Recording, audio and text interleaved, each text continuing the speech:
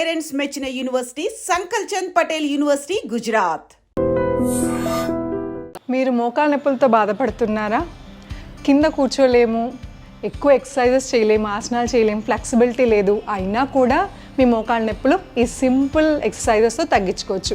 అది ఎలాగో చూద్దాం. నేను మీ Hima, advance yoga trainer and nutritionist. Welcome to I dreams. So మీరు బెడ్ మీద కంఫర్టబుల్గా కూర్చోండి.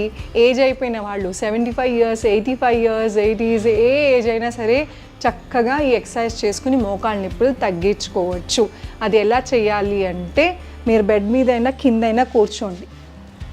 ఇలా కాళ్ళు చాపుకుని, మోకాళ్ళ నొప్పులు ఉన్న వాళ్ళకి ఇంత దగ్గరికి రాదు, సివియర్ నీ పెయిన్స్ ఉన్న వాళ్ళకి, బట్ స్పైన్ స్ట్రైట్ వెన్నపూస మాత్రం నిటారుగా ఉంచండి. ఇక్కడ దాకా వస్తే ఇక్కడ దాకా, ఎంత దగ్గరికి వస్తే అంత దగ్గరికి. వేళ్ళని ఇలా పైకి లిఫ్ట్ చేసి మీ కాళ్ళ వేళ్ళని ఇలా ప్రెస్ చేయండి. 1 2 3. బాగా మోకాళ్ళ నొప్పులు ఉన్న వాళ్ళకి వేళ్ళు ప్రెస్ చేయగానే ఇక్కడ మోకాళ్ళు నొప్పి వస్తుంది, బట్ ఏమీ కాదు, చేయగా స్లోగా తగ్గిపోతుంది. అలానే కుడి కాలుతో ఇలా కాలు ఫోల్డ్ చేసుకుని వేళ్ళని మాత్రమే ప్రెస్ చేయండి.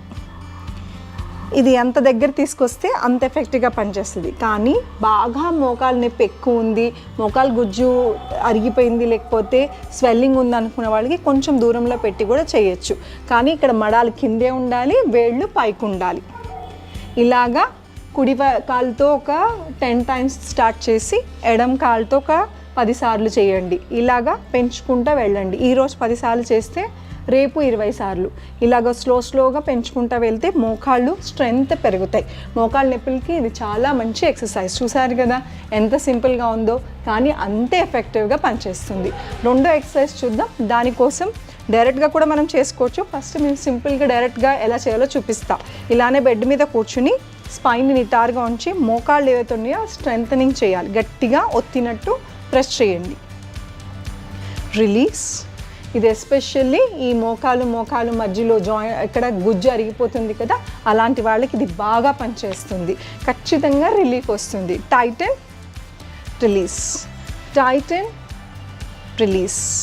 టైటన్ గట్టిగా ఇలా బిగించినట్టు ఉండాలి. నొప్పి వస్తుంది బిగించినప్పుడు, ఎందుకంటే మీకు ఆల్రెడీ నొప్పి ఉంది కాబట్టి బిగించినప్పుడు కాసేపు నొప్పి వస్తుంది. కానీ తట్టుకొని చేయండి. ఇది మోకాళ్ళ సర్జరీస్ అయినా, యాక్సిడెంట్స్ అయినా, ఫిజియోథెరపీలో కూడా ఇవి ఎక్సర్సైజెస్ చేస్తారు. సో ఈ స్ట్రెంథనింగ్ వలన చాలా బాగా రిలీఫ్ వస్తుంది. అండ్ ఇంకా సివియర్గా ఉంది, టైటనింగ్ చేయలేము అనుకుంటున్న వాళ్ళు ఇలా టవల్ కానీ ఏదన్నా పిల్లో కానీ ఇలా రోల్ చేసుకుని మోకాళ్ళ కింద పెట్టుకుని చేయండి. మోకాళ్ళు టైటన్, ఒక కాలు తర్వాత ఇంకొక కాలు చేయొచ్చు మీకు ఇబ్బందిగా ఉంటే. కాళ్ళు టైటన్ చేసి రిలీజ్, మళ్ళీ అగైన్ టైటన్, రిలీజ్, టైటన్ చేసి కూడా ఒక 10 seconds ఆగండి. 1 2 3 4 5 6 7 8 9 10. రిలీజ్, మళ్ళీ టైటన్. 10 seconds ఎక్కువ అవుతుందంటే 5 seconds. సో ఇది సింపుల్ ఎక్సర్సైజ్. ఇలాగే ఎడమ కాలుతో కూడా చేయండి. టైటన్, 10 కౌంట్ చేసింది, release, again Titan, release. So ఇలా చేస్తే ఖచ్చితంగా మీ మోకాళ్ళల్లో స్ట్రెంగ్త్ పెరుగుతుంది. అండ్ ఈ టైటన్ రిలీజ్ అప్పుడు మీ ఏదైతే పట్టు కోల్పోతుందో మోకాళ్ళ దగ్గర, ఆ పట్టు ఆ చుట్టూ ఉన్న మసిల్ స్ట్రెంగ్త్ పెరుగుతుంది. ఆ స్ట్రెంగ్త్ పెరిగినప్పుడు మీ మోకాళ్ళకి అది గ్రిప్ ఇస్తుంది, అంటే సపోర్ట్ చేస్తుంది. సో మీకు ఇలాగ సింపుల్ బెడ్ మీద పడుకుని ఎప్పుడు టైం దొరికితే అప్పుడు మీరు ఇలాగ కూర్చుని యోగా కోసమని ఒక అరగంట కూర్చుని కేటాయించి చేయాల్సిన అవసరం లేదు. మీరు టీవీ చూస్తూ కూడా అలాగా కూర్చుని కాళ్ళు బిగించి వదలండి. ఖచ్చితంగా మీ నడకలో తేడా వస్తుంది, నొప్పి కూడా తగ్గుతుంది. ఈ ఎక్సర్సైజ్తో పాటు ఇంకొక ఎక్సర్సైజ్ ఉందండి. అది కూడా మోకాళ్ళని మనం ఎంతవరకు వీలైతే అంతవరకు మన దగ్గర తెచ్చుకుని ప్రెస్. Next leg. ఇందాక టోస్ ప్రెస్ చేసాం, ఇది జస్ట్ ఇప్పుడు మనం దగ్గర తెచ్చుకుని కాసేపు అలాగ ఉంచుతున్నాం. ఎందుకంటే ఈ ఎక్సర్సైజ్ అప్పుడు చాలామంది మోకాళ్ళ నొప్పులప్పుడు ఏం చేస్తారు, నొప్పి వస్తుందని కాళ్ళని ఇలా పెట్టేసి ఉంచేస్తాం. సో ఇది ఇలాగే అలవాటైపోయి బీసికిపోతుంటాయి ఎక్కడికక్కడ. మళ్ళీ మనం కాలు మడవాలంటే కష్టం, నడవాలంటే కూడా కష్టం.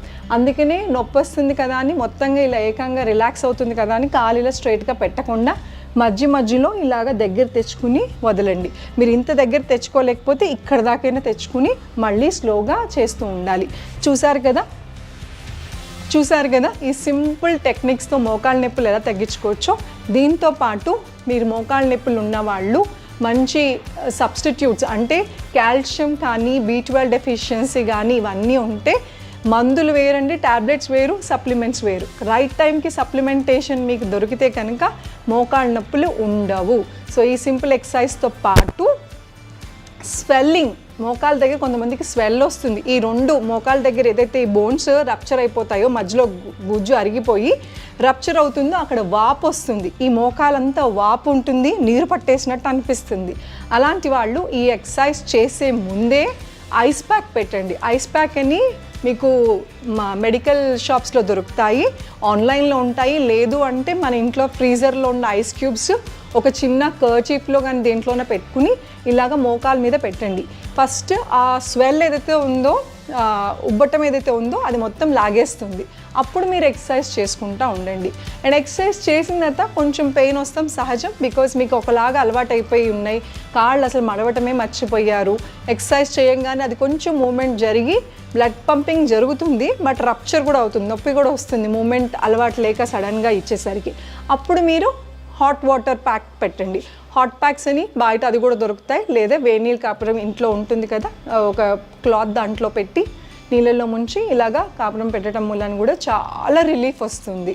సో ఈ hot pack therapy, ice pack థెరపీతో పాటు ఈ ఎక్సర్సైజెస్, సింపుల్ ఎక్సర్సైజెస్, ఇది ఎస్పెషల్లీ ఎవరైతే కింద కూర్చోలేరు, నడవలటం కూడా కష్టమైపోతుంది, ఏజ్డ్ అయిపోయిన వాళ్ళు, ఇలాంటి వాళ్ళకి చాలా సింపుల్గా చేసే ఒక సింపుల్ టెక్నిక్స్, ఇంట్లో చేసే ఈ సింపుల్ టెక్నిక్స్.